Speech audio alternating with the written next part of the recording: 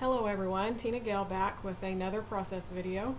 Today I'm working with a sketch from Paper Camellia, and I'm using the November Paper Camellia kit. I still have quite a bit left, so I have some stickers I'll be using. I've pulled out one of the cut apart cards that I want to use and some of the embellishments that I think that will work well for this page. So I have all of that. The rest of the wood veneer hearts I'm hoping to put in. Some of the brads. And then these two little brads are from a Dear Lizzy collection, this one. But this one has a house on it, and this one says house and home, so I thought that would be really good with this layout. One of the little bunnies and the squirrels. And then I have this little deer that was from an old kit or from my stash. I have another one of the mistable cameras. I've already pulled out a couple of the word stickers that I want to use. These are my photos. So I have the cardstock that I'll be working with. And then for the banners, like I said, I still have quite a bit of paper. So I have those two full sheets. And then some of the scraps and another 3x4 cut apart. And I've pulled out a sheet of white cardstock for my background. So let's get started. Okay, so first of all, I took the mint cardstock that came in the kit, and I'm just matting my photos on it. And then I'm going to cut the larger background piece out of the peachy pink cardstock that came from the kit. And that's going to set up the main part of the background. And then I took some of the smaller pieces of paper that I had to create the banners.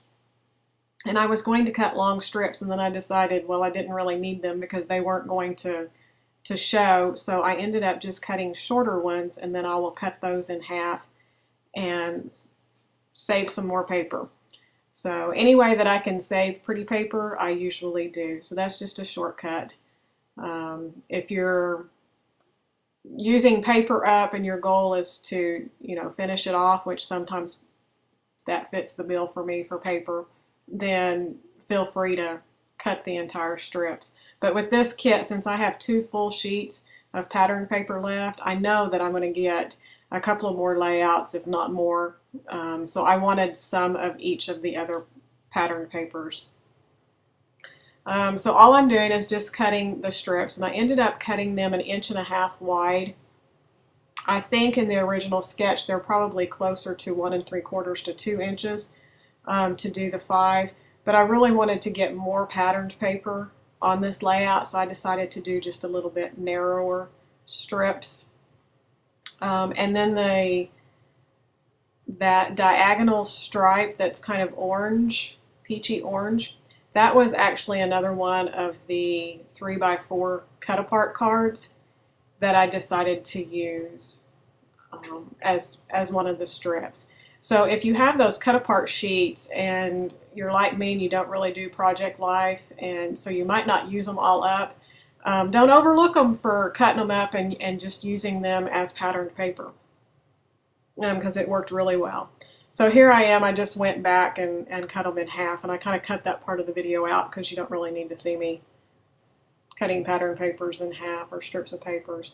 And the same thing on here, I'm just going through and cutting the banner pieces, and so I cut one and then I just used it as a template to make sure all of the banners were cut consistently. And I also kind of cut that part out too. And then I just took my Distress ink from Holtz. This is the antique linen. So it's really light. There's not a lot to it. But I didn't want it real heavily distressed. So I just inked all of the edges of my strips and my cut apart sheet, my background, my photo mat. And then I just start lining them up. And I also kind of cut away from this too because it took a while because I wanted to make sure all of the ends matched up well. And then I start pulling out the embellishments. And I really wanted to use that little banner strip that I keep pulling, and so I kept pulling it in, but I never did find a place, so I ended up not using it. But that house, when I opened my kit, I knew instantly I wanted to scrap these pictures because these are from some of the remodeling in our home. We own a 100-year-old plus farmhouse that we've been remodeling since we bought it, so forever, and I'm not sure that it will ever be finished. But this is at the time that we were remodeling our master bedroom, and my daughter just absolutely adores my husband and just followed him around everywhere he goes and would want to help him work outside. She was my little outside child, and my husband's an outdoors person. So she's always underfoot, or was. She's 20 now, so she doesn't follow daddy around like that. But so at the time, every time he would work on the house, she was right there, and my husband is just so patient with her and just would let her help. But this time he actually needed a little bit of help. He was sanding the floors and he needed just a little bit of extra weight, and so she was more than happy to sit on the sander and put that little bit of weight. Of course, she probably didn't weigh 20 pounds, but she had her little mask on and would just sit and giggle and laugh while she helped him sand the floor. So I really wanted to use that little house. And then the cut apart sheet says live for the adventure, and so I really wanted to put it on. So I moved it around everywhere under the sun before I finally decided upon moving my photos over closer towards the center so that I could put the house on the right and the card up on the right to kind of create that visual triangle and put weight into the layout where it didn't seem so out of balance. So in the end, I was really happy with it and I like it. And then I just finished off with the little word stickers. They say absolutely adorable. And then the story behind using the squirrel and the bunny and the little deer. My daughter is also, being outdoors and stuff, she's just an animal lover, and all animals just are drawn to her. And you can take a wild cat, a barn cat, and she can go out and have it tamed within, a minute. She's got it petting it and loving on it, and it's just doing whatever she wants. So I decided to just use all of them on this layout because it just interprets a little bit more of her personality. And this layout is actually part of the challenge that I'm doing with the 50 Moments book with a group of ladies that is by Lisa Burnson. And so this is just a memory that I have of my daughter, just telling more about her, not necessarily the story of sanding the floors and remodeling our bedroom, but just stories of her and her personality and her relationship with her daddy and the relationship with animals that she has. And that's pretty much all of the journaling, is just more of what I said. And then I pulled out the brads that I showed you before that were from the Dear Lizzy brads, and I used those because it was perfect for the house theme.